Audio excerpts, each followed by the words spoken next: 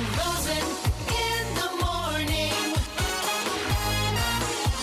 WRJN. And look who's here on time. And she even helped me this morning. Beth Heidorn, Executive Director of the Racine Zoo, is here. I was telling her I had this animal the other day when I was coming home. I was driving on Main Street by 16th Street, and this creature was standing in the road looking at me and wouldn't move. And it wasn't a squirrel. I didn't know what it was for sure.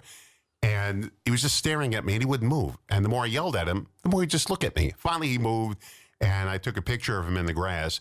And you determined, through your animal instincts and everything you know about critters of the planet, and you just said it's a... Woodchuck. How much wood would a woodchuck chuck if a woodchuck would? That's a groundhog, right? Yeah. It's a groundhog. You did very good. So I never saw one around here before. Oh, my gosh, they're everywhere. I know where they are. They're in the middle of Main Street is where they are. That I can tell you. Then I saw them the next day, like 3 of them. Probably the babies. Yeah, there were 2 adults and a baby running down Main Street again. Yeah. And I said, move! Did they move? Did they listen to you this time? Yeah, well, they were on their way, but they moved real slow. So the woodchucks, huh? Okay. Yeah, they're everywhere. Yeah, I never saw them before. I mean, I did now. Yes, you did. You know, if you really want to see wildlife, we have that little nature camera. It runs in 10-second increments. If it starts movement, starts it, and we put it in the backyard. And we just set it up there and then went to bed. And the next day we pulled a little disc out of it, a little thing out of it. We plugged it into our TV, and there are critters all running around our yard all night long. Got possums going every which way. We got one cat just put his face right up to the camera. There's all different kinds of animals roaming around your backyard in the middle of the night. Right. And when the sun comes up, they're gone. Right. And you can notice that in the winter, too, because you see all these strange footprints in the snow going every which way in the backyard. And they come out at night. They were even up on our doorstep in the back, on our back porch, because you could see them on the video walking around up there. Then they walk back down again. Where do they go during the daytime, though? Well, it depends on kind of animals they are. They're going to go take a nap and go. They're going to find their spot to go rest away from, hidden so you can't see it. One of our guys here saw a deer walking across Ohio the other day on our street right here. And I used to see them when I lived in Brown Deer. I used to see them occasionally in the neighborhood early in the morning. Mm-hmm. Where do they go during the daytime? I mean, deer's pretty big. Yeah. Where do they hide during the daytime? Well, they're going to be by vegetation that can hide them. So that they feel, as long as they feel comfortable, they can be by some bushes, by trees. You'd be amazed at probably what you can't see during the day when the animals are taking their rest and hiding. But you figure in a residential neighborhood, where are these animals going to hide? Some of them are going to hide in someone's backyard. Some could hide by the back of a shed or something like that. They find ways to, nature is amazing. They'll find ways to not have you see them. And we invaded their neighborhood. They didn't invade ours. True. Okay, before we start with all the events, we had that big storm about 2 or 3 weeks ago. I lost a flagpole, a little tiny flagpole. I had... I told my insurance company, he said, how much? It was about $10, but, I got to replace it. Anyway, so that was my big thing, and I just replaced it.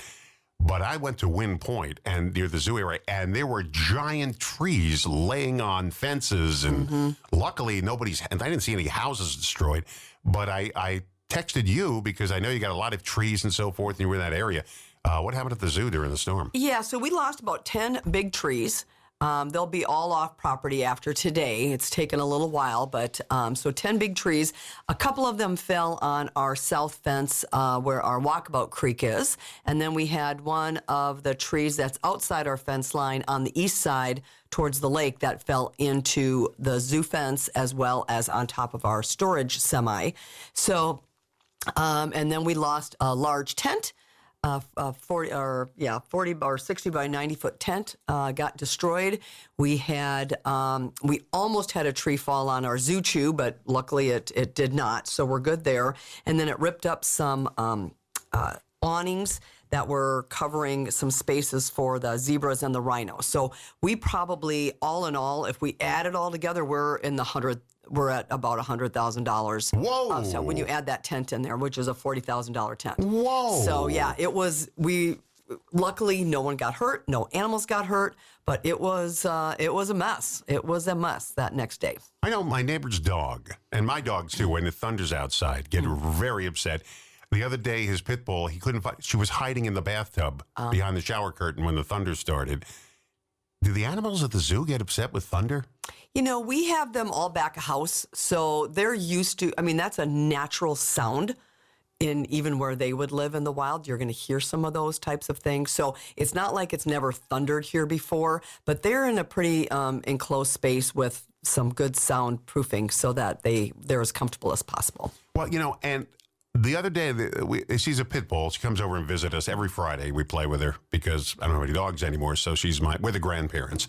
So she comes over, and she was acting strange. She was like hiding in the closet. And about half hour later, it started to storm.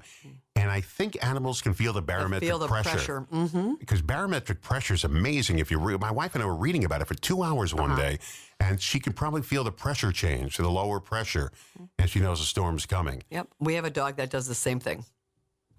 People don't do that. That's how animals are so smart. They can tell us. You know, people say, my tricked foot. Yeah. Nature's wonderful. My tricked knee was telling me because the barometric pressure changes. Wow. Okay. Yep. Intricacies at the zoo. Animals. Animals are fabulous. So a friend of mine said to me, what kind of animals they have there? I said, well, they got lions and tigers. No bears, oh my. We have a bear. We have an Indian bear. Oh, you His do name have a is bear. Indy. Mhm. Lions, tigers, and bears, oh my. We do. All right. And no giraffe, though, right? We have giraffe. Oh, you have giraffes, Yeah. too? Okay. We still have Shaq. Okay. It's just, you know, he was new to us, so Yeah. he's just trying to feel his way about that outside area. Since we got him in November, he came to us in November, so he's just starting to feel comfortable outside. So Before we get to the event, I got to tell you, a couple of months ago on ABC World News, they have this camera set at this eagle's nest. I forget where it is in California, Northern California, and you got to see the eggs laid. And the mother and father were taking, because it was during the winter, so they had to keep the eggs warm. And there were 3 of them, well, 2 hatched. And they were little tiny eaglets. Little tiny furry things. Well, now they're as big as their parents. And it was time to fly the nest. And ABC World News had the camera there last night, live, we're watching. And the first one spread her wings. She had her wings all, and I'm doing it in the studio, spread her wings. And then she put him back and stepped behind. And her sister spread her wings, and she took off. And she didn't return. right. And sometimes they return, sometimes they don't. Now she's on her own, starting her own Be on family. her own, right. And the other one just kind of huddled down again and didn't want to take that chance of like, it must be scary. All of a sudden you're going to take off. You don't know what's going to happen. But it was, and they had classes all over Northern California live watching this eagle Yeah, take that'd be off. super cool. It is fun watching that. So, and I'm at the, I wonder if they're going to take off. I wonder what's going to happen. And they put this camera there, and they obviously, it's just laying there. They don't know it's there. Yeah. But it's just amazing watching these birds. Yeah. And the mother and father were there watching the bird take off. It's like, come on, go, go, go, go, go. I'm going to push you. Oh, they did it. Well, one did it. The other one spread the wings. The other one will get, but the other one will backed do it. off. We're going to see tonight if it ever took off. Okay. Yes, the zoo is animals. Yes, the zoo is a fun place to see them in the natural habitat. How are the Arctic foxes doing, by the way? Oh, they're doing great. They've missed you. They haven't seen you today. Well, they're going to see me because I got to start walking again. Okay, so a lot of events going there. Did you have the sleepover yet? We did. We just had one this last Friday night. I had to go. It went great. It was a good scout group. They had a good time. Well, first of all, the weather was perfect. It was. The rain had stopped, so they had a good night. Wow. Well, that's great. And you do a body count, and the head count was the same as when they got there. It was. It's always good when the head count matches the coming and going. Exactly. Do they roam around during the night? And they're young kids. No, there's lights out just like you would at Yeah, that home. doesn't mean anything with It kids. does. We have staff that will watch, and they're chaperones. That's required. Okay. So they can't just go roam around. Okay. Yeah. Kids are kids. I mean, they'll I say. understand that, but I also have some very attentive education staff that is not going to let that happen. All right. Coming up Wednesday, I can't believe we're in June already. Coming up in June, we've got 3 dates here. I don't know why I put June 18th, June 16th, and August 27th in that order. But why don't you tell us what's going on there? This is the World Roar Wine Pour. Boy, that's a That's tongue twister. correct. So we used to have World Wine Wednesdays, and then we had Roar and Pour. So we had wine tastings and beers tastings. We're out of days for all of our events, so we combined them together, and we have World Roar Wine Pour Wednesdays. That's good. We have 3 of those. One in June, which is the 18th. That kind of kicks it off. There are all of them. July 16th. I Yeah, get you. so there's one each month. One in June, one in July, one in August. And it's 6 to 8. It's on a Wednesday. It's hump day. We have unlimited samples of wine and beer. And then Red Onion does hand-passed appetizers. And then we go around the zoo in different locations. So there'll be 3 different spots that we will do those this year. And then we'll have an animal person come and talk. And you're just kind of enjoying nature and enjoying the zoo with having some wine and beer on hump day. Works perfect. Oh, that's good. Mm-hmm. And where is it held? It depends on. So we usually will do one up at the north end. We'll do one somewhere around penguins and meerkats, and then we'll do someone probably either in the front of the castle or down by Walkabout. It really kind of depends on what's happening and where we want to do it that particular night, depending upon what's going on at the Is zoo. Walkabout where those kangaroos are? It is. I tell you, I was not ready for that when I walked in there, and they're right there, and they crossed right in back of me. They waited till and I couldn't believe how big the legs are on those hind legs on those kangaroos. When you see them in TV and movies, they look big, but when you see them in person, and they really do jump. They do. They're right next to. They just waited for me to cross, and I saw them all staring, and then they jumped over the road. They can come on the sidewalk. You can't go in their grass. Yeah, and they know that. They do know that. And so, yeah, it was just, I never saw how big those legs were before. And I'm just staring at them. I know, right? Yeah. Okay. So that's this is a real tongue twister, the World Roar Wine Pour. Yep. And again, the 3 dates are June 18th, July 16th, and August 27th, 6 till 8 p.m. And how do you sign up for that? So you're going to go to our website, racinezoo.org. There's a bar at the top, and go to the one that says events. Do the drop-down menu. Go down to World War Wine Pour Wednesday, and you can sign up for 1, 2, or all 3 of them.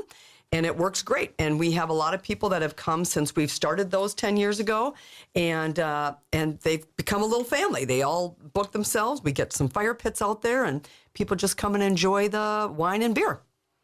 And get At good the zoo. attendance, huh? Yeah, anywhere from 50 to 100 people. I've never had a beer in my life. I tasted it once. That wine I had, but the beer I never. For some reason, I don't know why. It never came up for discussion. So I tasted it once. No. Yep. No. You and that do was you, it. Don. And it seems like everybody's enjoying it except me. And I look at people having a good time.